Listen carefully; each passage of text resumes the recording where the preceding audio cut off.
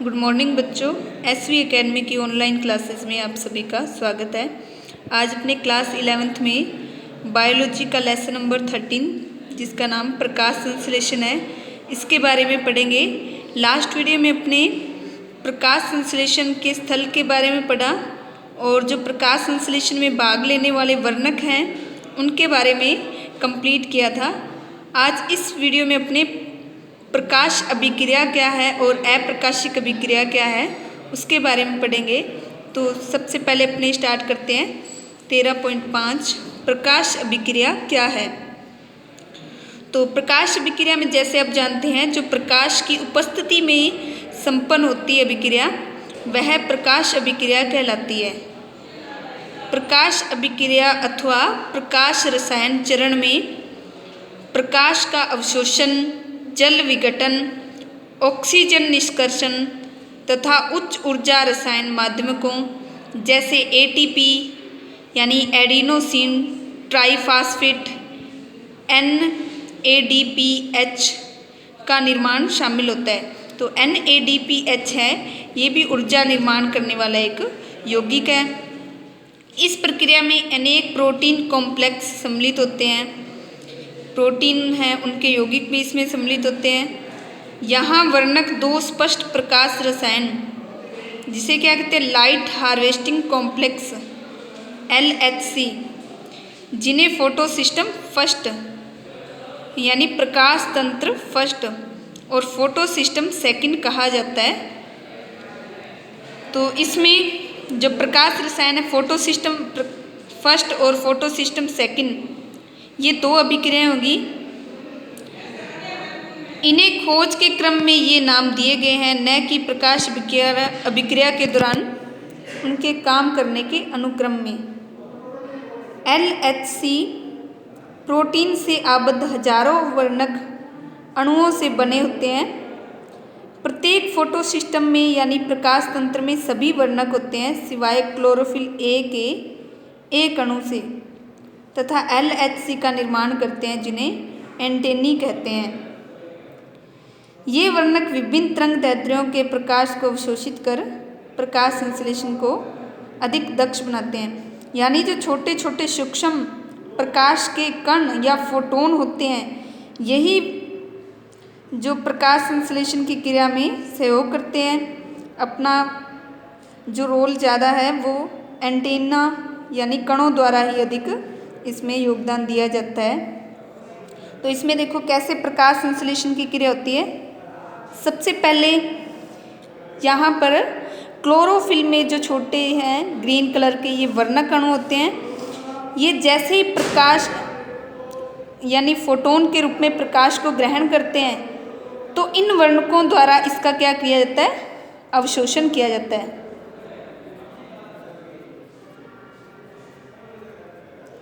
इन वर्णकों द्वारा प्रकाश का अवशोषण किया जाता है और जब ये अवशोषित होते हैं तो ये अभिक्रिया के दौरान इसमें इलेक्ट्रॉन मुक्त होते हैं और इलेक्ट्रॉन मुक्त होने पर प्रथम ग्राही जिसका नाम होता है आयरन सल्फाइड FeS, ये आयरन सल्फाइड प्रोटीन होता है, ये इन इलेक्ट्रॉनों को ग्रहण कर लेता है। तो इस तरह से इलेक्ट्रॉन विभिन्न पथों से गुजरता हुआ आगे निकलता है। यदि ये इलेक्ट्रॉन है यहाँ से मुक्त होकर वापस इसी वर्णकों के अणु यानी यहीं पर आ जाते हैं तो यह चक्रीय प्रकाश होगा और यदि ये दूसरे पथ में पहुँच जाते हैं तो वह अचक्रीय प्रक्रम कहलाता है। अब इसके बाद आ गया क्लोरोफिल। A का एक अणु अभिक्रिया केंद्र बनाता है। दोनों फोटो सिस्टम में प्रतिक्रिया केंद्र पृथक होते हैं।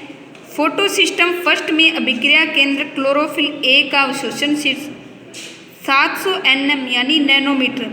तो जो फोटो सिस्टम फर्स्ट है उसमें क्लोरोफिल A है, ये 700 नैनोमीटर तरंगदैर्ध्य का अवशोषण करते हैं, अतः इसे P700 कहते हैं।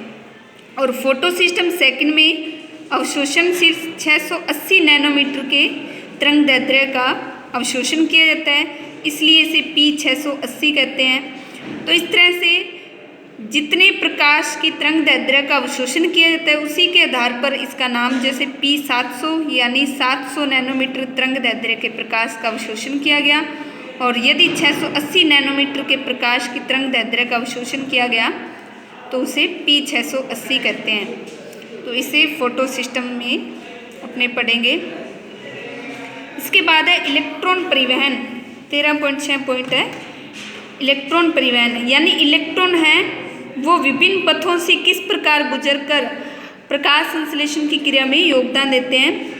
तो इसमें फोटो सिस्टम सेकंड यानी प्रकाश तंत्र सेकंड में अभिक्रिया केंद्र में मौजूद क्लोरोफिल ए 680 नैनोमीटर वाले लाल प्रकाश को अवशोषित करता है। तो अपने लाल और बैंगनी रंग है, इनका सर्वाधिक अवशोषण पादपों द्वारा प्रकाश संश्लेषण क्रिया में किया जाता है, जिससे इलेक्ट्रॉन उत्तेजित होकर परमाणु नाभिक से दूर चला जाता है।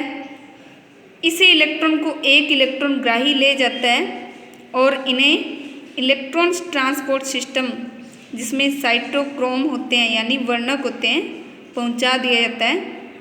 इलेक्ट्रॉन की यह गतिविधि अधोगामी है, यानी आगे की तरफ चलती रहती है इलेक्ट्रॉन की यह गति, जो अपचयोपचय यानी उपापचयन और अपचयन क्रिया दोनों साथ साथ होती हैं। ऑक्सीजन का निर्माण और ऑक्सीजन का निकलना। विभव मापन, जिसे रिडक्स पोटेंशियल स्केल के रूप में है, जब इलेक्ट्रॉन परिवहन श्रृंखला से इलेक्ट्रॉन गुजरते हैं तब उनका उपयोग नहीं होता, बल्कि उन्हें फोटो सिस्टम फर्स्ट के वर्णकों को दे दिया जाता है। इसके साथ ही फोटो सिस्टम फर्स्ट का विक्रिया केंद्र के इलेक्ट्रॉन भी लाल प्रकाश की 700 नैनोमीटर तरंग दैर्ध्य को अवशोषित कर उत्तेजित करते हैं, और यह अन्य ग्राही अणु में, जिसका अपचयोपचय यानी अपचयन और उपचयन दोनों विक्रिया साथ में होती है, विभव अधिक होता है, वहाँ स्थानांतरित हो जाता है। ये इलेक्ट्रॉन पुनः अधोगामी गति करते हैं, मतलब नीचे की तरफ वापस गति करते हैं, परंतु इस बार वे ऊर्जा से प्रचुर NADP प्लस अणु की ओर जाते हैं। NADP यानी ऊर्जा का जब अपघटन होता है ATP, तो वो NADP है। इसमें जब हाइड्रोजन अणु का इलेक्ट्रॉन के रूप में हाइड्रोजन मुक्त होगा तो वह NADP के साथ जुड़ेगा और NADPH में बदल जाएगा। ये इलेक्ट्रॉन NADP को अपचित करके NADPH प्लस H को बनाते हैं। तो इस तरह से जो इलेक्ट्रॉन में हाइड्रोजन मुक्त होगी वो NADP में जुड़ जाएगी और ऊर्जा का निर्माण होता है। इलेक्ट्रॉन के स्थानांतरण की यह सारी योजना फोटो सिस्टम सेकंड से शुरू होकर शिखरों परिग्राही की ओर इलेक्ट्रॉन परिवहन श्रृंखला से होते हुए फोटो सिस्टम फर्स्ट तक इलेक्ट्रॉन की उत्तेजना, अन्य ग्राही में स्थानांतरण और अंत में अधोगामी होकर NADP प्लस को अपचित करके NADPH प्लस के बनने तक ही होती है। यह सारी योजना जेट के आकार की होती है, इसलिए इसे जेट स्कीम कहते हैं। यह आकृति तब बनती है जब सभी वाहक क्रमानुसार एक अपचयोपचय विभव पर माप पर स्थित हों। तो इस तरह से इलेक्ट्रॉनों के परिवहन का क्रम चलता रहता है। अब इसमें जेट स्कीम किस प्रकार संपन्न होती है, तो सबसे पहले LHC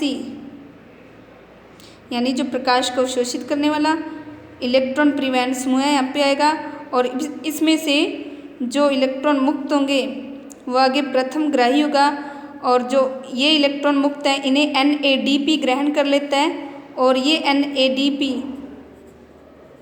आगे किस में बदल जाता है, NADPH